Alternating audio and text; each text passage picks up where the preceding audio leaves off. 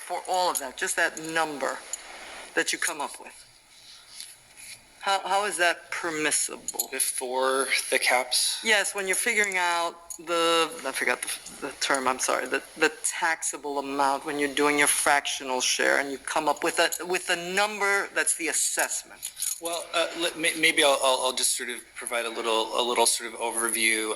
And forgive my inability to perhaps understand this very complex It is very taxing complex. system. So That's what we have to disagree with. This is not a complex system. It's simply a matter of a number that existed in 1981. The cost of building houses in 1981 or 1890 was much lower. So if you kept that as when they say assessed value, in the old days we believed the assessed value and the market value were the same. Right? It's only now where we have all these caps and we've diverged the assessed value. The way the thing is supposed to work, and if you read the Constitution, there's not supposed to be an assessed value and a market value. It's the same value, right? A house is assessed at 100% of its value. Now, one of the problems is if you don't buy and sell a house, it's hard to assign a value to it.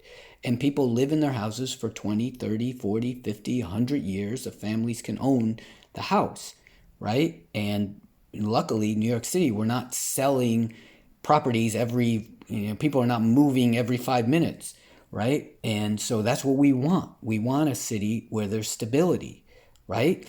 But the issue is that causes, basically, the assessed value has very little meaning to people in real life, except that it directly relates to their property tax that they pay. So it should be very important.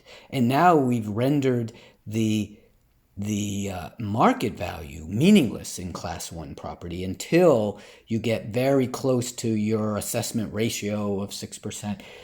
So if your property value is skyrocketing, then the market value doesn't mean anything anymore, because all that matters is that 6 or 20% cap over 5 years of your assessed value.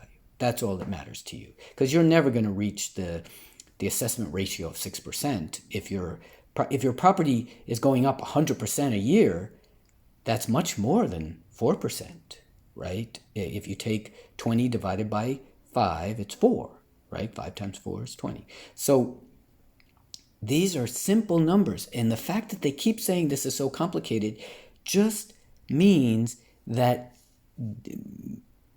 ordinary people will not pay attention to it because they say, oh, it's just too complicated for me. But it's not too complicated. It's very simple.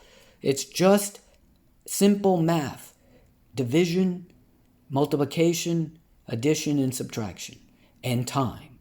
Just have to take into consideration time. And the law is, in my opinion, correct in saying that our property tax should not skyrocket just because the neighborhood gets better, right? If someone lives in their house and their family inherits the house, it just doesn't make sense that just because your neighborhood gets better that you have gained, right? If you sell, yes, you get, but we shouldn't be forcing people to sell.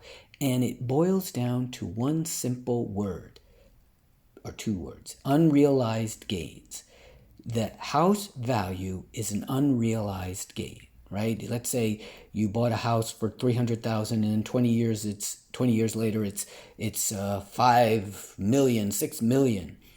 All that is unrealized. You haven't realized that gain, and you shouldn't punish people for unrealized gains. You shouldn't punish them at all for helping a neighborhood, right? Because one of the nice things about stability in a neighborhood is people want to live there, and the city will be a better place.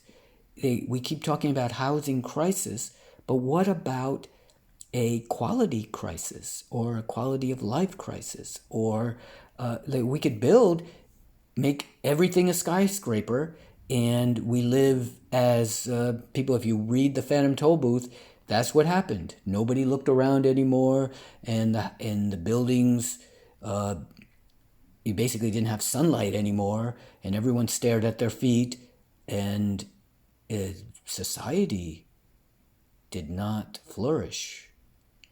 And the future is not bright in a system like that.